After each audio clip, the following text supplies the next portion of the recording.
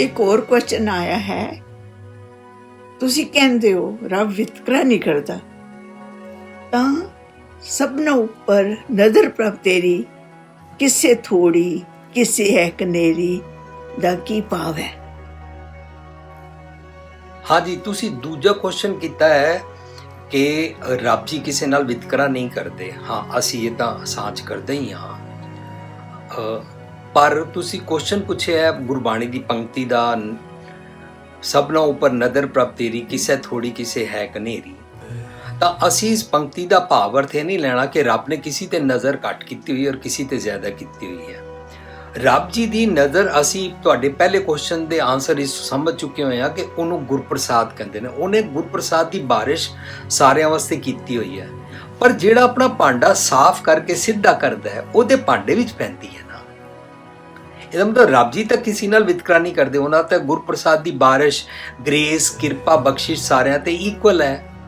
सो इस पंक्ति का अर्थ असी इस तरह समझांगे, सबना ऊपर नज़र प्रभ तेरी। रब जी दी जिहड़ी सुमत दी देण वाली, गुरप्रसाद वाली, बख्शिश दी जिहड़ी क्वालिटी है वो सारियां दे बराबर है।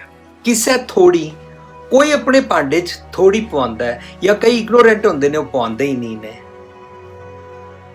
किसे थोड़ी किसे है कनेरी, तो कई नम्रता विच जितनी मत लैंदे ने उस अनुसार अपना जीवन बनाई जाते हैं, उत्थे स्टैगनेंट नहीं होंदे, अभिमान नहीं करते कि मैनू सब समझ आ गया। वो होर भी पवाण वास्ते नम्रता च ही रहंदे ने, हंबल रहंदे ने। उन्होंने होर ते होर, नानक निर्गुण गुण करे गुणवंतिया गुण दे वाली मत उन्होंने होर प्राप्त होती जाती है। दिनों दिन उन्हों का जीवन होर वधिया, होर उच्चा करैक्टर बनता जाता है। उन्होंने कहते हैं अवगुण छोड़ गुणा को ताप। डे बाय डे अपने अवगुण छोड़न की सुमत प्राप्त करते जाते हैं और उन्होंने रब जी बल बख्शते हैं तो चंगे गुण प्राप्त करते हैं।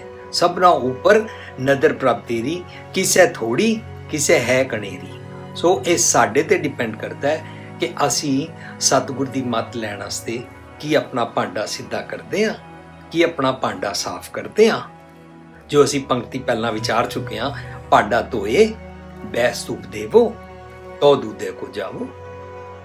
जो अपना भांडा साफ करता है, इसका मतलब वो अपने भांडे नू सीधा कर रहा है और अपने भांडे विच वस्त पवाना चाहता है। इनू कहते ने काम क्रोध नगर पो भरिया, मिसाधु खंडल खंडा है, पूरब लिख लिखे गुर पाया, मन हरली मंडल मंडा है। कर साधु अंजलि पुनोडा है, कर डंडौत पुनवड्डा है। वो नम्रता नाल गुरु दरिया दे समुंदर दे किनारे जाता है और पूरी नम्रता नाल झुक के सतगुर दी मत लैण वास्ते हंबल रहता है।